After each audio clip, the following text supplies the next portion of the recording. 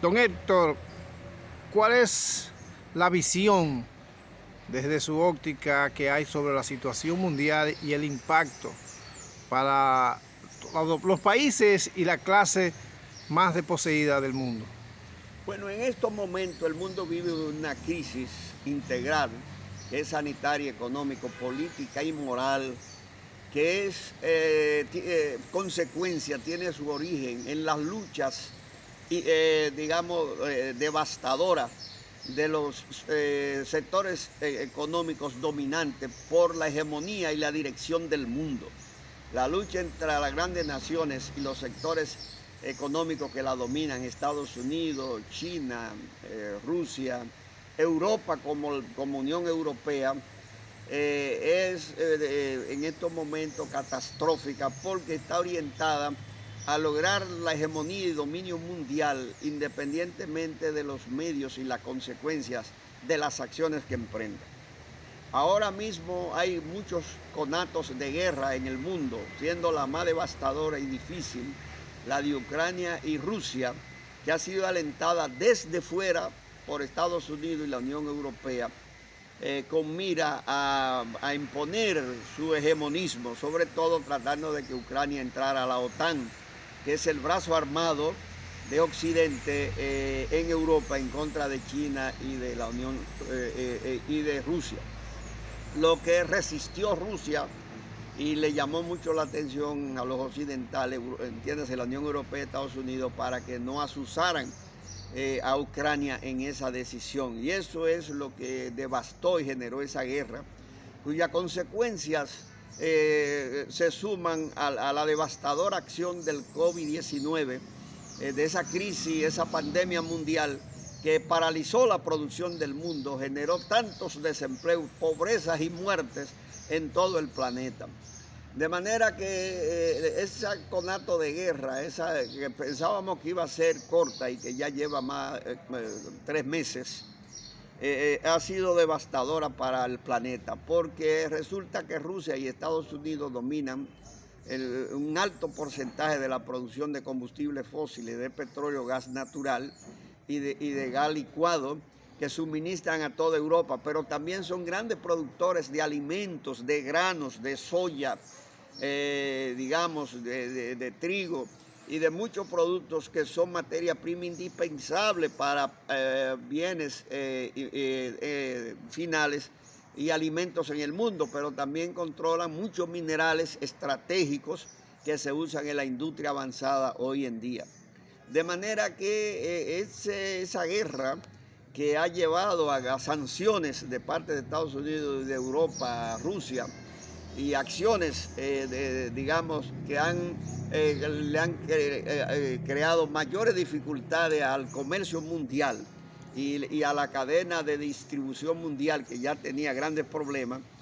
ha tenido impacto demoledor en los precios de bienes y servicios de toda la economía del mundo, en especial en las economías más pobres de Asia, África, América Latina y del Caribe, y en economías pequeñas como República Dominicana, porque ese incremento del petróleo, ese incremento del trigo, del maíz, de la soya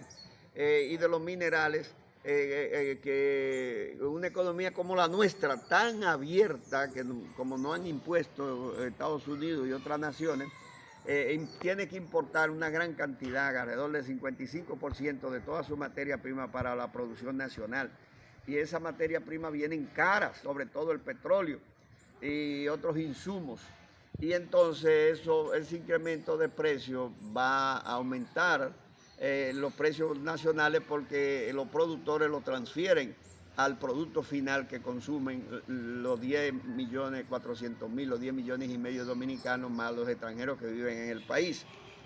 Por tanto, tenemos una inflación, un aumento generalizado de los precios de bienes y servicios que afecta considerablemente, en primer lugar, a los consumidores más pobres, a los asalariados, los que viven de salarios fijos, de ingresos fijos, y en segundo lugar a los desempleados, a los chiriperos,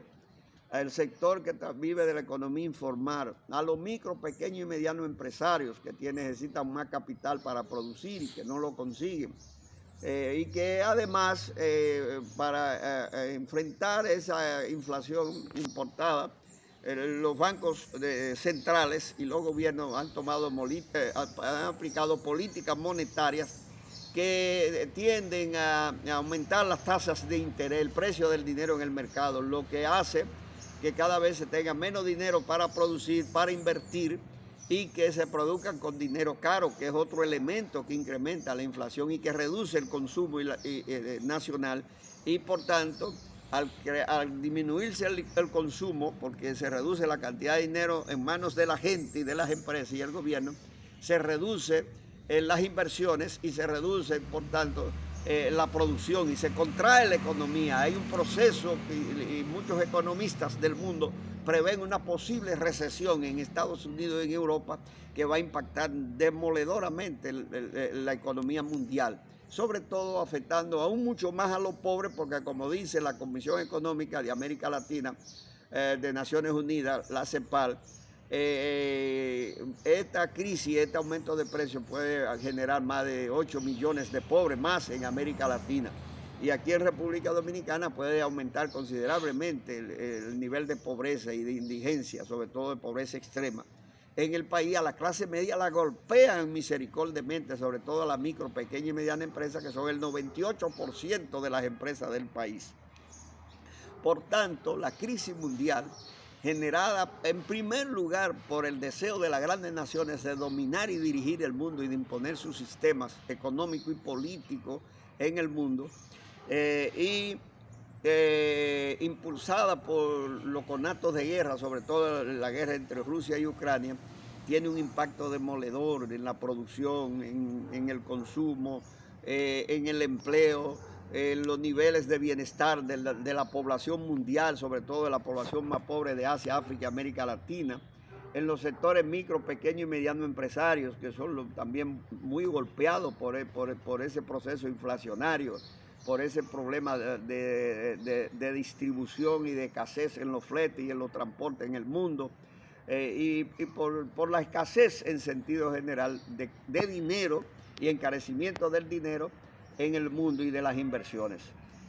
¿Hacia dónde va este país? Todo va a depender de cómo el gobierno y la clase dominante reaccionen frente a esta crisis. Nos parece que lo primero que tiene que hacer el gobierno es poner el mayor empeño en desarrollar, en zambullirse hacia la economía, hacia adentro. Y es un error que sigan poniendo tanto interés en el sector externo, en los servicios, que dependen fundamentalmente de los sectores externos, no de la economía nacional. Porque turismo, zona franca, remesas, que son los tres pivotes fundamentales generadores de divisas en el país, dependen del comportamiento de la economía de Estados Unidos y de Europa, fundamentalmente, que hoy están en una situación muy difícil.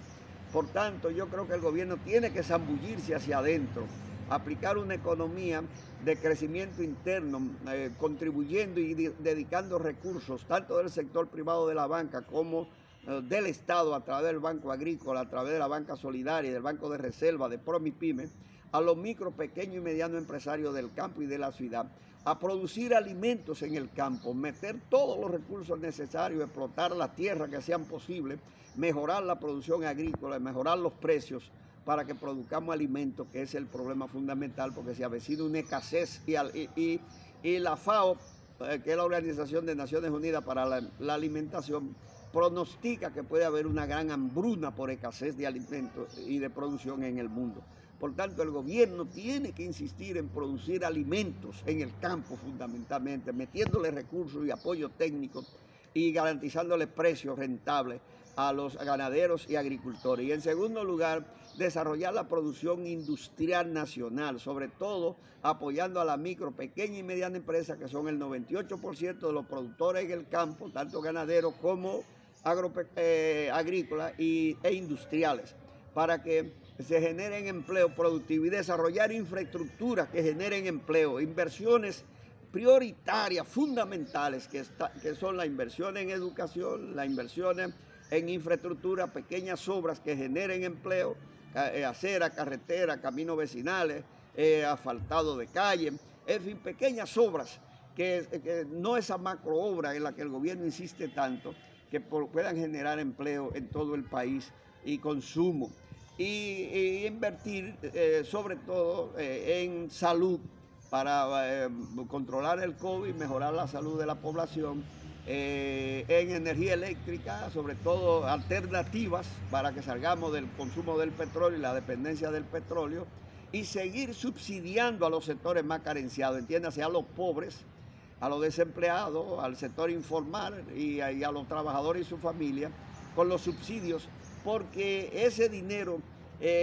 no se pierde, porque usted lo que hace es que deja de invertirlo en determinados sectores para invertirlo en la gente. Y el problema ahora es que la gente no disminuya su consumo, no disminuya su calidad de vida, que se lo está generando la inflación por la pérdida de la capacidad de compra del peso dominicano, producto de la situación mundial, de la depreciación con el incremento de los precios. El gobierno no puede eliminar los subsidios a los sectores carenciados, no debe tampoco, si elimina el subsidio al consumo del petróleo, debe hacerlo a los altos consumidores, para la gasolina premium, el gasoil premium, la gasolina de altos precios, que es un lujo para que la clase media alta y los ricos la pueden sostener. Pero lo que es el gasoil y lo que es la gasolina regular, el gobierno no le debe eliminar el subsidio, porque eso sería impactar demoledoramente en los precios nacionales y hacer insostenible la producción y el consumo de la gran mayoría del país. Ese es un subsidio que el gobierno socialmente lo debe mantener en bien de la población, porque usted lo que hace es que resta recursos de un sector o determinado sector y lo dedica